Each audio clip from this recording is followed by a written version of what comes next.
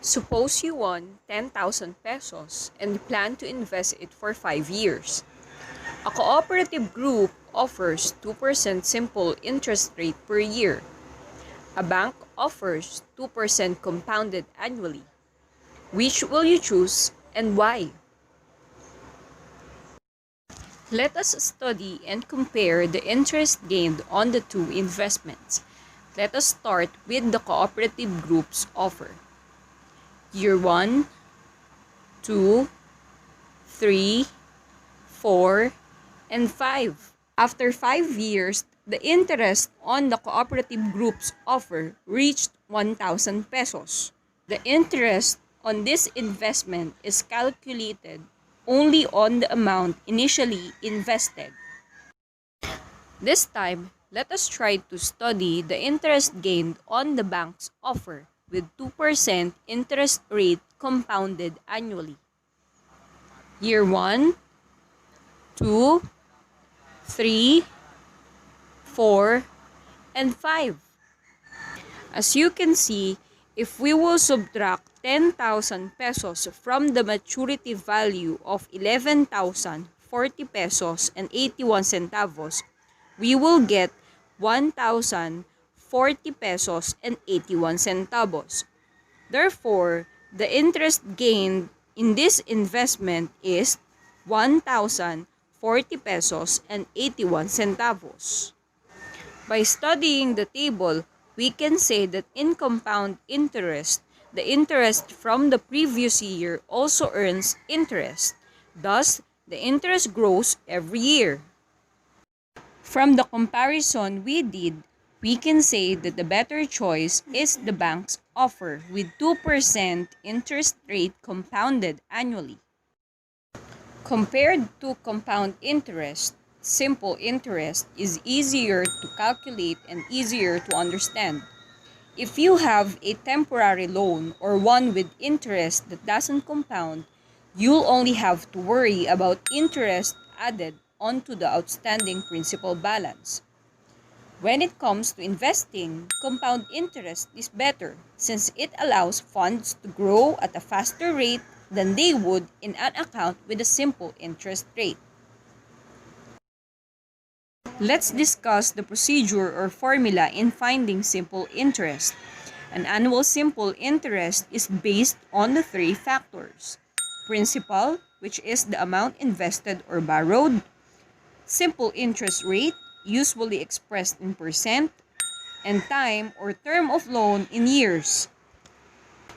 Let us take a look at this example.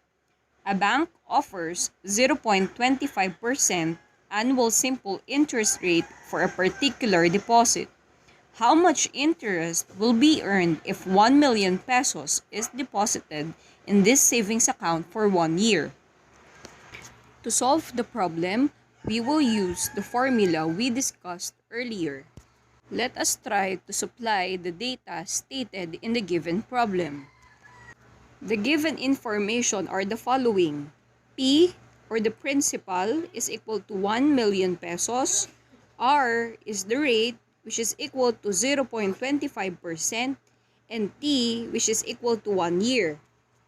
To solve the simple interest, we will just supply the values of the principal, the rate, and the term. Multiplying these three values, we will get 2,500 pesos. Therefore, the interest earned is 2,500 pesos. How much interest is charged when 50,000 pesos is borrowed for 9 months at an annual simple interest rate of 10%? By using the same formula, let us try to analyze the problem. 50,000 pesos is the principal, 9 months is the term, and the simple interest rate is 10%. When the term is expressed in months, it should be converted to years. So, 9 months will be equal to 9 over 12 or 0.75 year.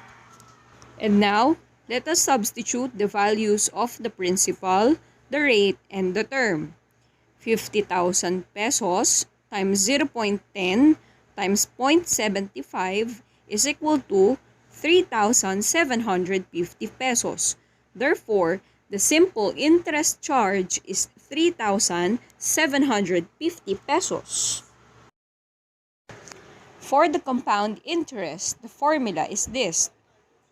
P stands for the principal or present value, F for maturity or future value at the end of the term, R is for the interest rate, and T is for the term or time in years. To find the value of the compound interest, just subtract the principal or present value from the maturity or future value at the end of the term.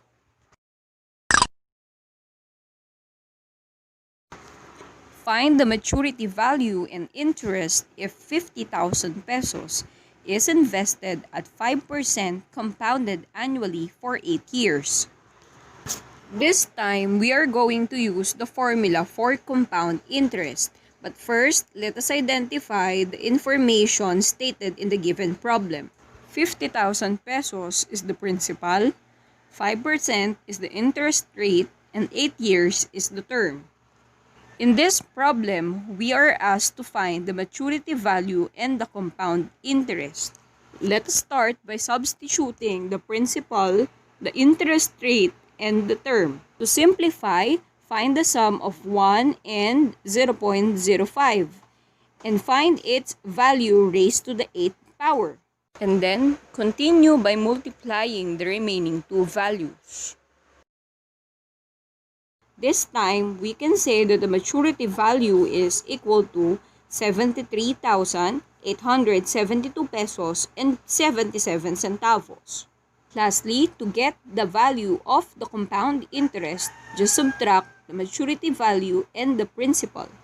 And then, you will get the value 23,872 pesos and 77 centavos. Suppose your father deposited in your bank account 10,000 pesos at an annual interest rate of 0.5% compounded yearly when you graduate from kindergarten and did not get the amount until you finish grade 12.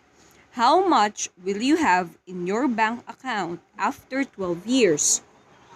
10,000 pesos is the principal, 0.5% is the interest rate, and the term is equal to 12 years. After substituting these values to our formula, we must first simplify the terms inside the parentheses. After computing, we must get 10,616 pesos and 78 centavos as our maturity value. It's quiz time!